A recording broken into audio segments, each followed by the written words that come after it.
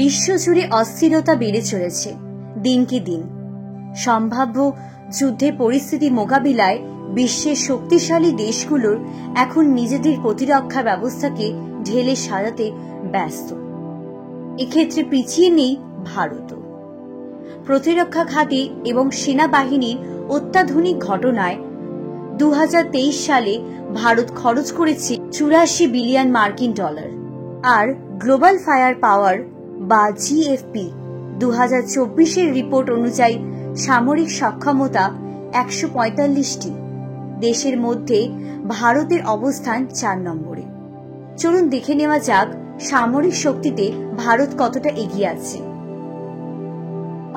GFP তথ্য মতে দেশটির মোট সৈন্য সংখ্যা অন্তত 51,37,550 জন। এদের মধ্যে সক্রিয় সেনা 14,55,550 জন। রিজার্ভে আছেন 11,50,000 সেনা। আধা সামরিক বাহিনীতে আছেন 25,27,000 জন। এদের মধ্যে সেনাবাহিনীতে আছেন আনুমানিক 21,97,117 জন। বিমান বাহিনীতে আছে আনুমানিক 3,10,575 জন এবং নৌবাহিনীতে আছেন 1,42,252 জন। ভারতের স্থলবাহিনীর হাতে রয়েছে 4,634 ট্যাঙ্ক।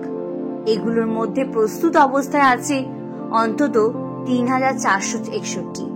সামরিক যান রয়েছে 1,51,240টি। এগুলোর মধ্যে প্রস্তুত অবস্থায় আছে অন্তত 1,13,446টি। সেলফ প্রোপেলড আর্টিলারি রয়েছে 140টি। এগুলোর মধ্যে প্রস্তুত অবস্থায় আছে অন্তত 105টি। এবার আসা যাক বিমান বাহিনীর সক্ষমতা হিসাবে জিডিপির তথ্য মতে ভারতের কাছে সর্বমোট 2,296 এয়ারক্রাফট রয়েছে।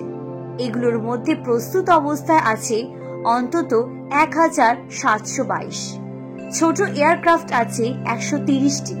এগুলোর মধ্যে প্রস্তুত অবস্থায় আছে অন্তত 98টি। হেলিকপ্টার আছে 869। এগুলোর মধ্যে প্রস্তুত অবস্থায় আছে অন্তত 652। প্রশিক্ষণ বিমান আছে 351টি। এগুলোর মধ্যে প্রস্তুত অবস্থায় আছে অন্তত 263টি। এছাড়াও স্পেশাল মিশনের এয়ারক্রাফট আছে 70টি। এগুলোর মধ্যে প্রস্তুত অবস্থায় আছে অন্তত 53টি।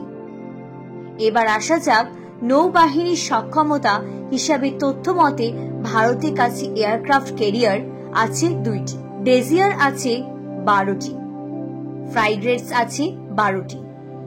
করভেটস আছে 18টি। পেট্রোল ভেসেল আছে 137টি এবং সাবমেরিন আছে মোট 18টি। ভিডিওটি ভালো লাগলে একটি লাইক ও যারা যারা এই চ্যানেলে নতুন তারা সাবস্ক্রাইব করে বেল আইকনটি প্রেস করে রাখবেন যাতে পরবর্তী ভিডিওগুলো খুব সহজেই পেয়ে যান।